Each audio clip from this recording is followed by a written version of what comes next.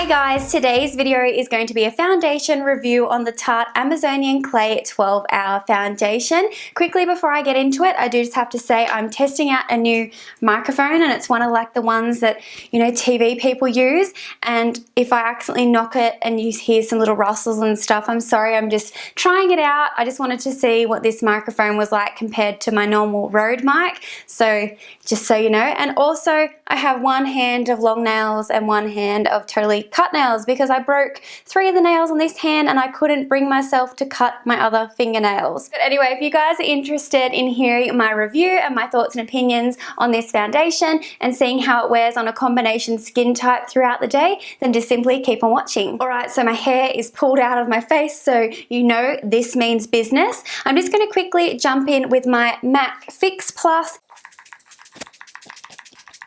Now, the great thing with TarteCosmetics.com is they actually do offer shipping internationally and to Australia, and they do free shipping for over 92 Australian dollars. So if you spend over 92 Australian dollars, you get free shipping, which is amazing, and it's very easy to spend $92 on Tarte, that's for sure, because their products are definitely more in the high-end price range type of thing. So I'm just going on their website and clicking in to foundation. Now, I have actually worn this twice, but it was like a week and a half ago, and I vaguely remember some first impressions from that, but I've wanted to sort of try it out once or twice before I actually did my full review, just so I could really gauge its longevity and also just like how I liked it on the skin and stuff. So Amazonian Clay is nature's most perfect ingredient for better, longer, truer wear. It contains vitamin A, which is an antioxidant that retains moisture and helps to protect against free radical damage.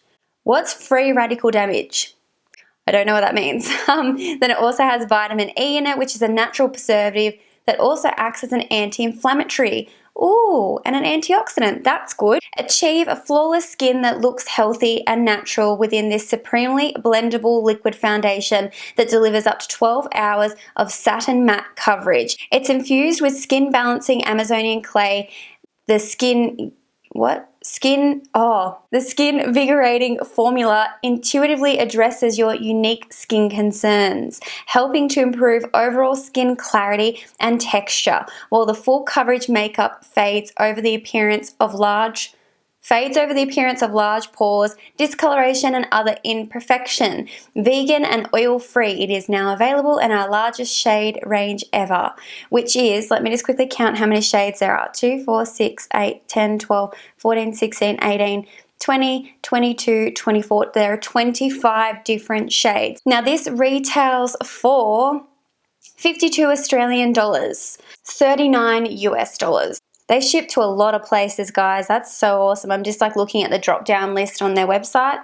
A lot of places. So as always, I always prime my skin. These days, I never not prime my skin. So after seeking a lot of advice for my skin-related concerns, I was talking to my beautician and she was saying you should always use a primer of some kind because it helps to put a little barrier between your skin and your makeup. I'm going to use the Professional Matte Rescue by Benefit on my forehead. Now this does help to control shine and oil throughout the day. And then I'm going to use the Too Faced Hangover Primer for the lower half of my face because that's where I get a little bit dry because I'm more combination skin type.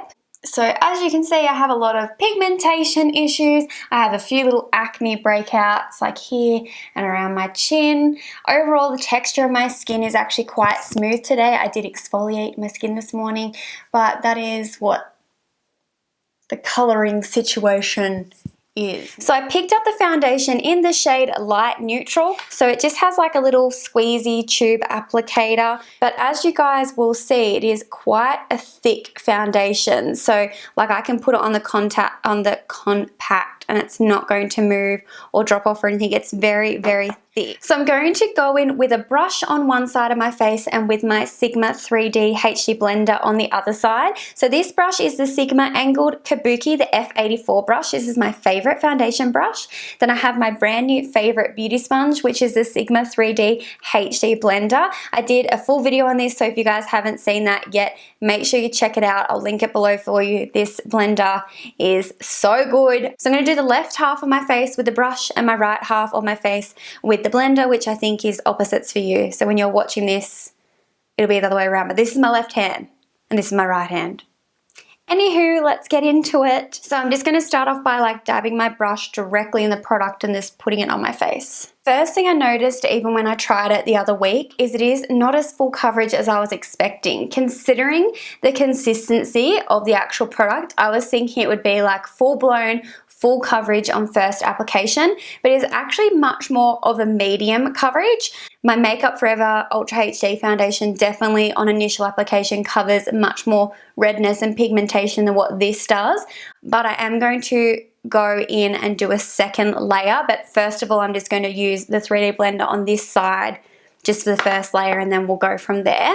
So yeah, I nearly used all the product that I had on that compact, so I did use a lot of product with the brush. I haven't actually tried it with a sponge yet, so this is going to be first impressions with it applying with the sponge, so we'll just see how that goes. So I'm just going to put some Fix Plus, and I'm just going to dab the base straight in and start applying. So that was definitely quicker than the brush, so much quicker. That's why I love this blender. I feel like you apply your base makeup so much quicker than with a brush, and I used a lot less product with the blender than what I did with the brush. So the brush clearly like must grab onto a lot of the product and not really disperse it as well on your face, because I feel like the blender deposited the product so much nicer just straight onto my face and not actually like sucked into the actual blender. These 3D blenders too, I feel like they just don't suck in as much product as normal beauty blenders do in general, so just so you guys know, they're really good for that. So what I'm going to do is I'm going to go in with some more foundation and just sort of try to cover up some of these pimples and pigmentation and just get more of a full coverage finish than like a medium coverage. So I'm just picking up some extra product and I'm just kind of like placing it where I need that little bit of extra coverage. See, straight away, that's nearly already fully covered. I just needed that little bit of extra coverage on my redness, and that's already so much better. So I would definitely say if you're looking for more of a full coverage or you're wanting to cover blemishes, you definitely need to go in with a second layer. One layer may not do the trick for you either, but for every day, if you've got really nice clear skin, you don't have super pigment, like lots of pigmentation and acne and stuff, you could definitely get away with one layer and it feels good on the skin. Like I can't feel it, if you know what I mean, like it doesn't feel heavy. The redness of my acne is still definitely popping through a bit. It's nearly totally covered the pigmentation I have on the left side, but I am going to go in with my Too Faced, why do I keep saying Too Faced? So I'm just going to go ahead and use the Fair Concealer first and just pop that all over my face, and then I'm going to go in with some of the light one just so I can get the right shade. So I'm just going to use my 3D blender and blend this all out.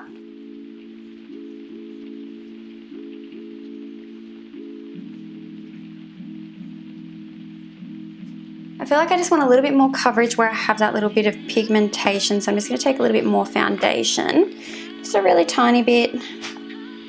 Just try and cover that a little bit more.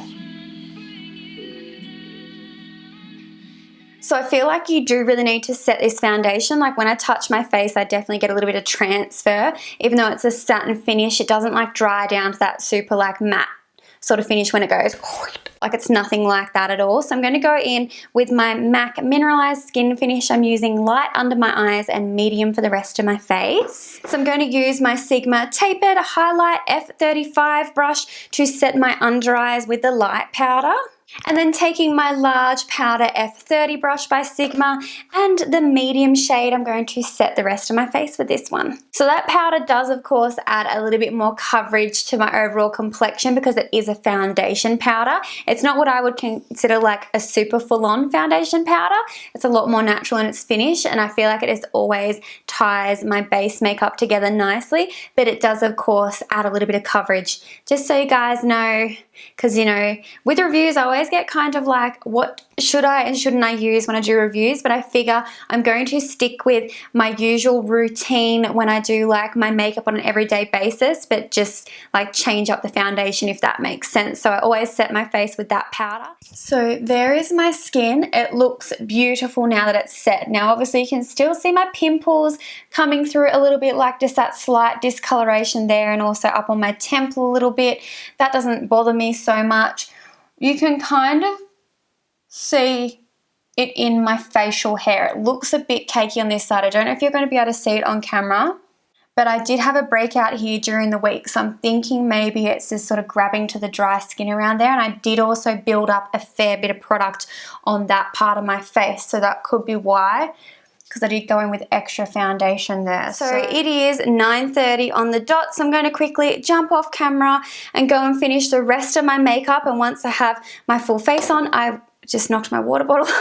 Once I have my full face on, I will come back and check in with you guys and share some initial thoughts on it, and then we can just see how it progresses throughout the day. Alright guys, so it has been just over an hour since my last check-in. I have all of my makeup finished and everything applied incredibly beautifully over the foundation. My bronzer looks great on top of it, and the overall makeup look is perfect. Like, I really love the finish of this foundation.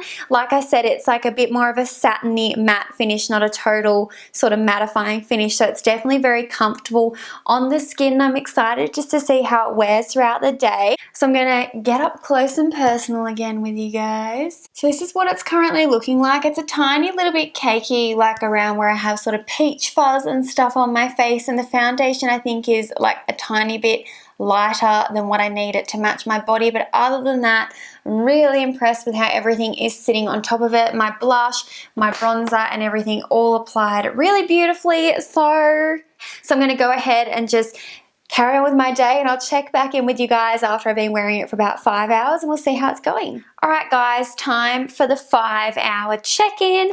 Overall, I think the foundation is actually looking fabulous. It's a little bit tiny, bit shiny on my forehead, which is very normal, and the only place that it's sort of come off is around my nose, because I had a sneezing fit before and I did blow my nose. I do notice that the foundation has kind of like settled in my pores around my nostrils, but everywhere else it is sitting really nicely. Like, it's not really sinking into any other fine lines around my face. It is just around my nose, which I'll turn this light down, well, again, and see if I can show you guys. So can you see where it's sort of like settling in to my nose a little bit? But I tend to keep a concealer and either a makeup sponge or like brush in my handbag, and I actually touch up my nose several times throughout the day, just because whenever I blow my nose I tend to take my makeup off. Like, I haven't learnt the tricks of being able, or learnt the art of being able to keep foundation on your nose when you're constantly blowing it. So I'm just using a little bit of the residue that's on my 3D HD Sigma sponge just to sort of cover the redness on my nose a little bit. It's not really blending out. It's kind of like still stuck in the corner of my nose. But other than that, it looks great everywhere else. All my other products are sitting on the skin really nicely, and my forehead isn't too greasy. Now, obviously, if I hadn't have used my Benefit primer, I would probably be a little bit more shiny than this by now, because that primer does definitely help keep my oils at bay. But if you're combination skin type or you're oily, you guys know the drill. Like, we don't wear foundations without a primer to help counteract that. So I hope you guys don't mind that I used primers that help with that sort of thing. There's no way in hell I would wear a foundation for 8+ hours without some sort of mattifying primer on my forehead. Like, there's no way, no how. So, but yeah, it doesn't look like it's really patched off anywhere. Oh, actually a tiny bit down here maybe. Just a tiny bit, but overall, I'm really happy with the actual colour, really happy with how it's wearing, really happy with the fact that, like, it's not incredibly greasy. Some foundations by this point in time, like 5 hours later, I'd be like an oily mess. So I'm going to try leave it on for a few more hours, and I'm going to leave it on for at least 8 hours, and then I'll check back in with you guys and we can see how it is. Just so, I think 8 hours is a good amount of time, because that's like the standard working day. So yeah. Alright guys, I'll check back out. I've